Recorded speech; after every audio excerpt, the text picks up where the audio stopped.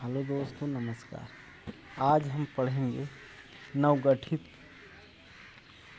नवगठित जांच समितियां कौन कौन से किस किस के लिए जांच समिति गठित की गई है। जम्मू कश्मीर में रह रहे अवैध विदेशियों की जानकारी के लिए कौन सी समिति गठित की गई थी। अध्यक्षता इसके कौन थे? RK गोयल। मणिपुर में राहत एवं पुनर्वास कार्यों की निगरानी हेतु समिति के अध्यक्ष पूर्व मुख्य न्यायाधीश न्यायमूर्ति गीता मित्तल थे। मणिपुर में हिंसा की जांच के लिए गठित आयोग का नेतृत्व किसने किया था? पूर्व मुख्य न्यायाधीश अजय लांबा। चीता परियोजना की देखरेख हेतु गठित समिति के अध्यक्ष कौन थे? ग्लोबल टाइगर फोरम के महासचिव राजेश गोपाल।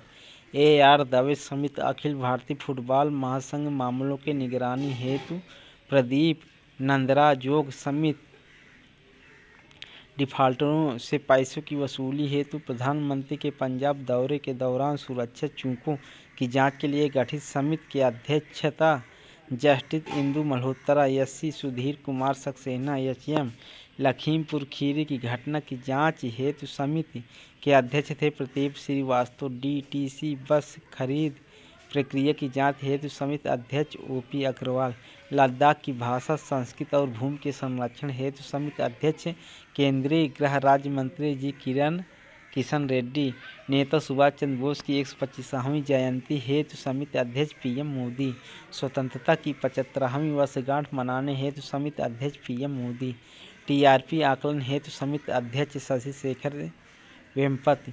शहरी नियोजन शिक्षा प्रणाली में सुधार हेतु समिति अध्यक्ष थे राजीव कुमार। तनावग्रस्त परिसंपत्तियों पर विशेषज्ञ समिति अध्यक्ष KV कामत।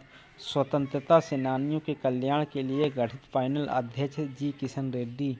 पराली जलाने पर रोक संबंधी समिति अध्यक्ष मदन B लोकुर।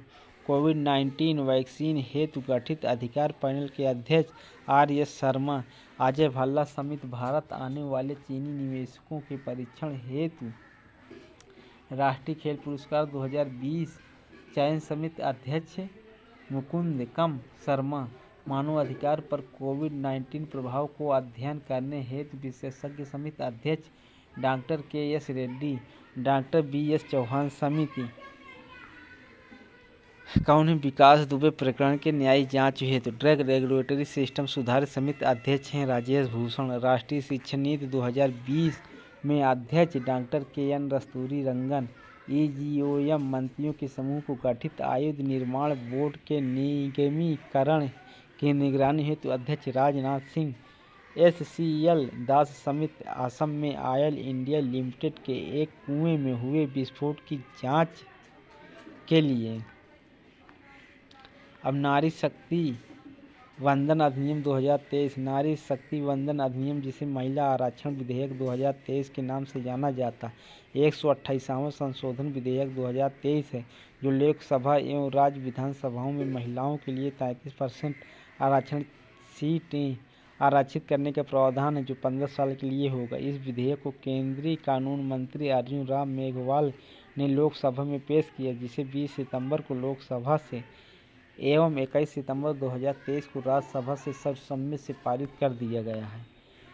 नागरिकता संशोधन विधेयक CAA नागरिक संशोधन बिल CAB 2019 लोकसभा में 9 दिसंबर 2019 को तथा राज्यसभा में 11 दिसंबर 2019 को पारित किया गया।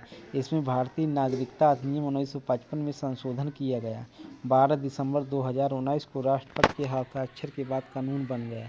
संयुक्त राष्ट्र सुरक्षा परिषद में 5 नए अस्थायी सदस्य अल्जीरिया, गुयाना, दक्षिण कोरिया, सियरा लियोन एवं स्लोवानिया हैं। नई शिक्षा नीति 2020 नई शिक्षा नीति की घोषणा 34 वर्ष बाद 29 जुलाई 2020 को की गई है। यह कस्तूरी रंगन की अध्यक्षता वाली समिति की रिपोर्ट पर आधारित है। नई शिक्षा नीति के तहत वर्तमान में सक्रिय 10+2 के शैक्षिक मॉडल के स्थान पर 5+3+3+4 मॉडल लागू करने की बात कही गई है। नई शिक्षा नीति लागू करने वाला देश का पहला राज्य उत्तराखंड है। धारा 370 तथा 35A समाप्त। इसमें 11 अगस्त 2019 को जम्मू कश्मीर राज्य का विशेष दर्जा समाप्त कर धारा 370 एवं 35A को हटा दिया गया। जम्मू कश्मीर राज्य के 2 केंद्र शासित प्रदेश एवं जम्मू कश्मीर एवं लद्दाख के रूप में 31 अक्टूबर 2019 को अस्तित्व में आया।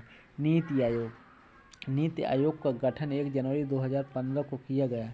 नीति national institution for transforming India NITI Aayog का अध्यक्ष प्रधानमंत्री होता है।